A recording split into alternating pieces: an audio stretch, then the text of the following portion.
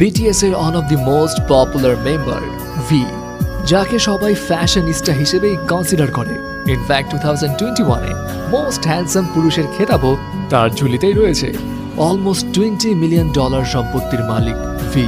তার লাইফস্টাইল এখন বিলাসবহুলভাবে জীবনযাপন করছে, যেটা অনেকের কাছে স্বপ্নের মতো। ইনফ্যাক্ট ভি এর কাছেও একটা সময় তার এই লাইফস্টাইলটা স্বপ্নের মতোই ছিল, কারণ ভি যেই ফ্যামিলি ব্যাকগ্রাউন্ড থেকে উঠে এসছে সেখানে এমন বিলাসবহুল লাইফস্টাইলের কথা আসলেই কেউ ভাবে না। অ্যান্ড রাইট নাও আপনাদেরকে ভি এর জীবনের স্ট্রাগলের কাহিনী শোনাবো, যেটা জানলে আপনিও হয়তো ইন্সপায়ার্ড হবেন। ভি এর আসল নাম কিম তাহায়ুন। ভি 30 ডিসেম্বর 1995-এ সাউথ কোরিয়ার ডায়েগু শহরে একটি কৃষক পরিবারে জন্মগ্রহণ করে। ভি তার 3 ভাই বোনদের মধ্যে সবার বড়। তার পরিবারের ফিনান্সিয়াল অবস্থা খারাপ হওয়ার কারণে ভি এর বাবা মা দুজনেই কৃষিকাজ করতেন। দ্যাটস ওয়াই ভি এর সঙ্গে তাদের খুব বেশি সময় কাটানোর সুযোগ হতো না, এবং ভি কিন্তু এই কারণে ছোটবেলা থেকেই তার দাদির কাছেই বড় হয়েছিল। ভি এক ইন্টারভিউতে জানিয়েছিল তার দাদি তাকে 14 বছর ধরে লালন পালন করেছে, এবং তার দাদি তার অনেক কাছের একজন মানুষ ছিলেন।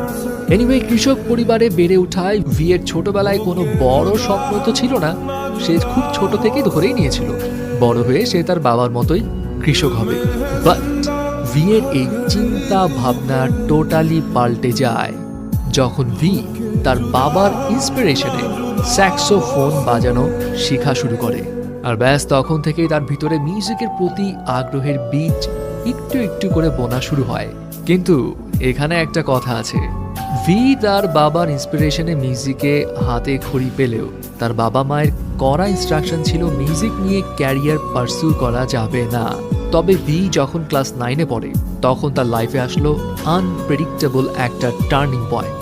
ভি যখন 9th গ্রেডে, তখন সে তার বন্ধুকে সঙ্গ দেওয়ার জন্য biggest talent agency big hit এন্টারটেইনমেন্টের অডিশনে গিয়েছিল। ভি এর কিন্তু সেখানে অংশগ্রহণ করার কোনো পরিকল্পনাই ছিল না, সে জাস্ট তার ফ্রেন্ডের জন্যই গিয়েছিল। কিন্তু হঠাৎ করে বিগ হিট এন্টারটেইনমেন্টের একজন সদস্য ভিকে ওই শোতে পার্টিসিপেট করতে বলে। ভি অংশগ্রহণও করে। অ্যান্ড সারপ্রাইজিং বিষয় হচ্ছে, যেই মানুষটার পার্টিসিপেট করার কোনো প্ল্যানই ছিল না, সেই মানুষটাই একমাত্র পুরো শহর জুড়ে সিলেক্ট হলো। ব্যাস এরপর আর কি, ভি তার বাসায় তার বাবা মাকে সামহাউ বুঝিয়ে শুনিয়ে ট্রেনিং ক্যাম্পে যাওয়ার জন্য পারমিশন নিল। কিন্তু আমরা তো জানি কে-পপ ইন্ডাস্ট্রিতে নিজেকে প্রুভ করতে হলে ট্রেনি পিরিয়ডটা কতটা কঠিন হয়। অ্যান্ড অন্যান্যদের মতো ভিকেও খুব সকালে উঠে দিনে 12 থেকে 15 ঘন্টা প্র্যাকটিস করতে হতো। খাওয়া দাওয়ার স্ট্রিক্ট ডায়েট ফলো করতে হতো। ফ্যামিলির সঙ্গে যোগাযোগও ছিল লিমিটেড, এবং ট্রেনিংয়ের এই কঠিন পরিস্থিতি দেখে ভি এক পর্যায়ে ডিসাইড করে নিয়েছিল সে গিভ আপ করে ফেলবে। ভি এক ইন্টারভিউতে জানিয়েছিল সে তার বাবাকে এক রাতে কল করে কান্নাকাটি করেছিল এবং জানিয়েছিল সে ফিরে আসতে চায়। তার বাবা তখন ভিকে একটা কথাই বলেছিল, ফিরে আসতে চাইলে আসতে পারো, এখানে তোমার জন্য আরো অনেক সহজ কাজ আছে। ভি জানায় তার বাবার ওই কথাটাতে সে কিছুটা ইম্বারেস ফিল করেছিল। অ্যান্ড এরপর সে ডিসিশন নিল যত কষ্টই হোক সে যেই টার্গেট নিয়েছে সেটার শেষ পর্যন্ত দেখেই ছাড়বে।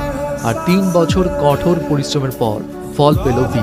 2013 সালে ভি বিটিএস ব্যান্ডে ডেবু করে। আর এখন তো আমরা সবাই জানি এই কৃষকের ছেলে কোন লেভেলে পৌঁছে গেছে।